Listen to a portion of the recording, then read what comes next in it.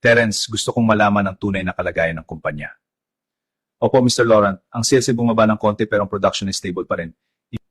Sir, may epekto na po ang pagkawala ng suppliers at ilang clients. Bumabagal po ang production. Kaya pala tahimik si Chloe. Hindi niya sinasabi sa akin. Kamusta ang mga tao natin? Nadagdagan na ba ang sahod nila? Opo, sir. Pero ramdam na po nila ang pressure. May ilan pong nag-aalala sa stability. Hindi lang negosyo ang hawak natin, buhay ng mga pamilya nila ang nakasalalay dito. Sir, kailangan po nating palakasin ang supply at ibalik ang tiwalang clients para masecure ang lahat. Tutulungan ko si Chloe. Hindi niya kailangan gawin lahat ng ito. Panindigan natin to para sa kumpanya at sa mga taong umasa sa atin. Hindi ko pwedeng pabayaan si Chloe. Ramdam kong mabigat na ang dinadala niya. Kilala ko ang anak natin, hindi siya magsasabi hanggat kaya pa niya. Maglalagay ako ng makabagong makinarya, palalakihin natin ang production ng hindi niya nalalaman muna. Magandang ideya yan, mahal. Malaki ang risk niyan pero kung para sa kanya, susuportahan kita. Huwag kang mag-alala, gagawin natin ang lahat para sa kanya. Hindi to risk, investment ito para sa kinabukasan ng pamilya natin at ng kumpanya. Gawin natin para kay Chloe at sa mga bata.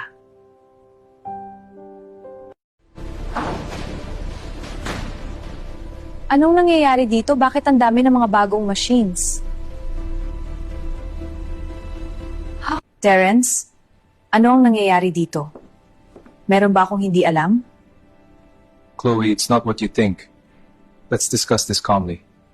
Hindi mo na kailangang magtanong pa, anak. Sinabi na sa akin ni Terence ang nangyayari sa factory. Alam ko na ang lahat. Ang problema sa kumpanya ang laban mo. Hindi mo kailangan akuin mag-isa. Pao, kaya ko.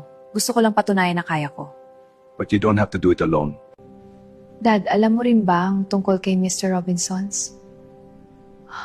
Oo, anak, matagal na. Huwag kang mag-alala, anak. Sa 30 years ko sa business na ito, alam ko na ang pasikot-sikot ng mga rival company natin. Sorry, Dad. Hindi ko pinaalam ito kasi akala ko kayang-kaya ko. Habang nandito pa kami ng mami mo, hindi nila kayang pabagsakin ang company natin.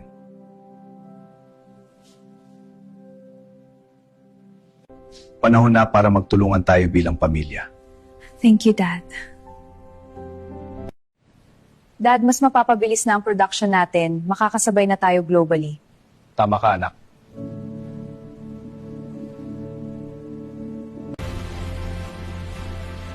Hindi na ganun kahirap, mas mabilis na matapos. Bawal magkwentuhan. Focus sa trabaho.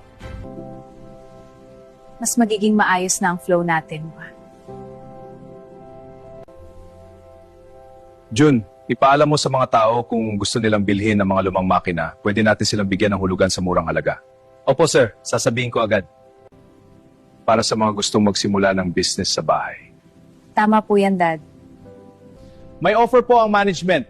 Pwede ninyong bilhin ang lumang makina, hulugan po para makapagsimula kayo ng sarili ninyong kabuhayan.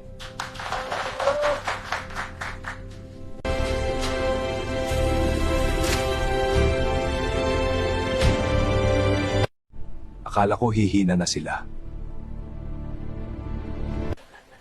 Hindi lang sila nakabawi, mas lumakas pa. Tingnan ko kung hanggang saan ang kaya nila.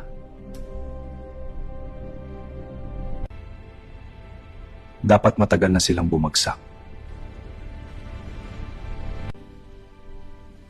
Ano ang dahilan bakit patuloy sila lumalaban? Hindi pa ako tapos. Gagawa ako ng paraan. Parang malilate ulit si Ate Chloe. Hi ulit. Mukhang naghihintay ka na naman sa ate mo. Opo, pero okay lang po. Darating din sila. Busy lang po yun sa factory.